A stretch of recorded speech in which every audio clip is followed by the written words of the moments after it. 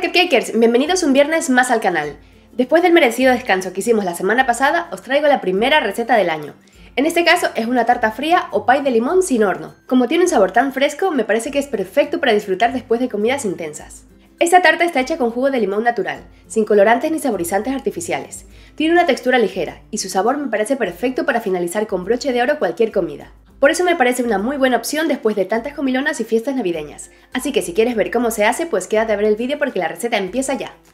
Para la base de galletas necesitamos galletas tipo María o Digestive y mantequilla, preferiblemente sin sal añadida para que no cambie el sabor de la base de la tarta.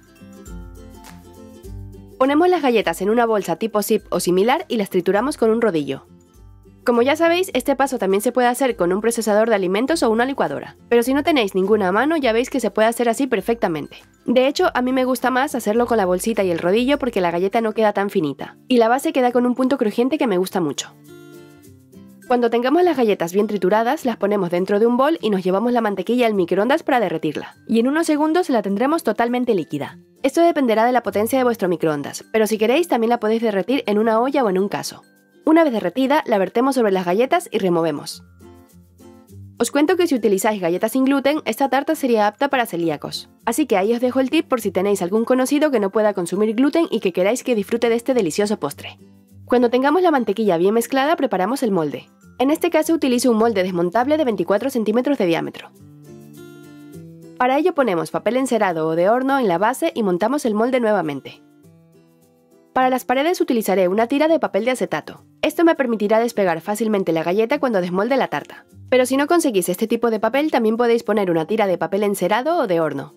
Hecho esto, vertemos las galletas trituradas en el molde. Pero no las vertemos todas, sino que nos reservamos más o menos un tercio de la galleta triturada para después. Con una espátula o cuchara presionamos la galleta por todas las paredes del molde. Como veis, en este caso también cubriré las paredes de la tarta con la galleta triturada, aunque si queréis podéis poner la galleta solo en la base de la tarta y luego la mousse encima. Eso ya como vosotros queráis. Una vez las paredes estén cubiertas, ponemos el resto de galleta para terminar de cubrir toda la base, y presionamos nuevamente para dejar la galleta bien compacta. Cuando terminemos, lo llevamos a la nevera o refrigerador durante 30 minutos para que endurezca la galleta. Y mientras podemos ir preparando el relleno de nuestro pie de limón sin horno. Para ello necesitamos leche condensada, jugo de limón, nata para montar, también conocida como crema de leche o crema para batir con un mínimo de 35% de materia grasa, ralladura de limón, grenetina o gelatina en polvo sin sabor y agua fría. Empezamos añadiendo el agua fría sobre la grenetina y removemos bien para empapar toda la gelatina y que quede bien hidratada. La dejaremos reposar así durante 10 minutos y mientras seguimos con la receta. Ahora en un bol grande ponemos la leche condensada. Añadimos el jugo de limón y removemos con unas varillas hasta que ambos ingredientes queden perfectamente integrados.